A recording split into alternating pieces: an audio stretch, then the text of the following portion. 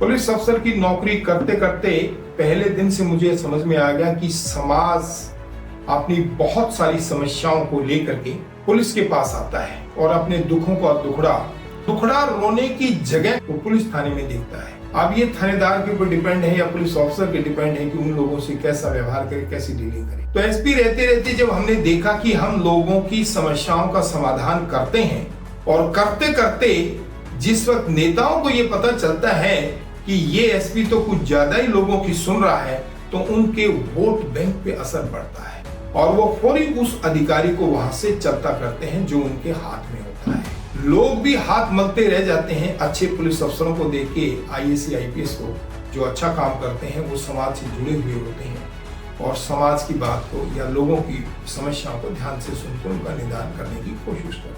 इसी सिस्टम में मुझे ये समझ में आ गया कि भी अब यहाँ पे जो हमारे नेताओं ने और इन सरकारों ने जो व्यवस्था बना रखी है उसमें समाज की समस्याओं का हल नहीं है और हल ना होने की वजह से लोग जहां जिस नेता को वोट देते हैं उसके दरवाजे पे जाते हैं तो वहां सिपाही और एक चपरासी बाहर खड़ा होता है जो उसे मिलने ही नहीं देता। फिर वो किसी आईएएस आईपीएस के दफ्तर में जाता है, उससे नीचे अधिकारियों में जाता है, वहां भी सिपाही और चपरासी खड़ा होता है, वो भी उसको नहीं घुसने देता। इस व्यवस्था से मैं काफी दुखी रहा कि भाई ये व्यवस्था क्यों बन रही है, किस लिए बन रही है और कौन बना रहे हैं। तो कुल मिला के जब भारत के संविधान को मैं देखता हूँ तो संविधान हमारा बहुत अच्छा बना है, बड़ा लचीला संविधान है और बहुत सारे उसमें अनुसंधानों के साथ और संशोधनों के साथ वो तैयार है। लेकिन इतना बड़ा संविधान होने की वजह से लोग उसको पढ़ नहीं पाते और नेता भी नहीं पढ़ पाते, केवल सरसरी नजर का सिस्टम देते हैं। हमने उसको बहुत गहराई से पढ़ा और अंत में हम इस नतीजे पे पहुंचे कि हाँ, समाज की समस्याओं का हल है और उन समाज की समस्याओं के हल को लेकर के हमने वीआरएस लिया 2014 में। वॉलंटियर रिटायरमेंट मैंने आईजी की पोस्ट से लेकर के और आज तक मैं लोगों के बीच में गांव-गांव, शहर-शहर इस व्यवस्था परिवर्तन के अभियान को लेकर चल रहा हूं कि लोगों को अपना दुखड़ा रोने की जगह कहां है। क्या वो किसी थाने में है, किसी तहसील में है, किसी आईपीएस के यहाँ है, आईएएस के यहाँ है या उन नेताओं के यहाँ जिनको वोट दिया, चाहे वो एमएलए है या एमपी है। लेकिन मुझे कहीं नहीं दिखाई दिया। वहां थोड़ा सा हल होता है क्योंकि सरकार ने अपना सिस्टम कल्याणकारी गवर्नमेंट के तौर सरकार के तौर पे बना रहा है। वहां सब शासन की कोई व्यवस्था नहीं है। सुशासन लेके करते, सुशासन कभी भी बगैर सब शासन के नहीं आ सकता। इसी बात को लेकर के फिर हमने अपना संगठन लोक स्वराज के नाम से तैयार किया, अपने सारे दोस्तों को उसमें शामिल किया और शामिल करके इस बात पे आए कि अब लोगों को एक समाधान हम दें।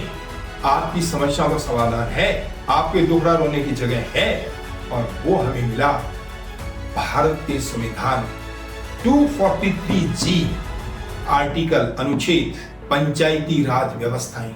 और वो पंचायती राज व्यवस्थाएं शुरू हुई 1992 से। 1992 के अंदर हमारा 73वां संशोधन संविधान का आया। 73वें संशोधन की 11वीं सूची में 29 अधिकार ग्रामीण क्षेत्र, गांव की सरकार जहां पे पंच सरपंच बनते हैं और ग्राम सभा को सभी पावर दी हुई है निर्णय लेने की। एक लाइन में उसका निचोड़ मैं देता हूं। 1992 का अधिनियम 73 अमेंडमेंट इम्पावर्ड ग्राम सभा को इतनी पावर देता है as the parliament of the people कि उसे जैसे पार्लियामेंट अपना कानून बनाती है वैसे ग्राम सभा भी अपना कानून बना सकती है at the grass root level, नीचे के लेवल पे। To whom panchayat are solely accountable, जो पंचायतें हैं ग्राम सभा के पास पावर है और पंचायतें जो पंच और सरपंच हैं उनको काम दिया जाता है उन 29 अधिकारों का, बिजली, पानी, सड़क, शिक्षा, चिकित्सा, ये सभी जितनी उनकी मूलभूत सुविधाएं उन्हें चाहिए उन सभी का अधिकार ग्राम सभा के पास है।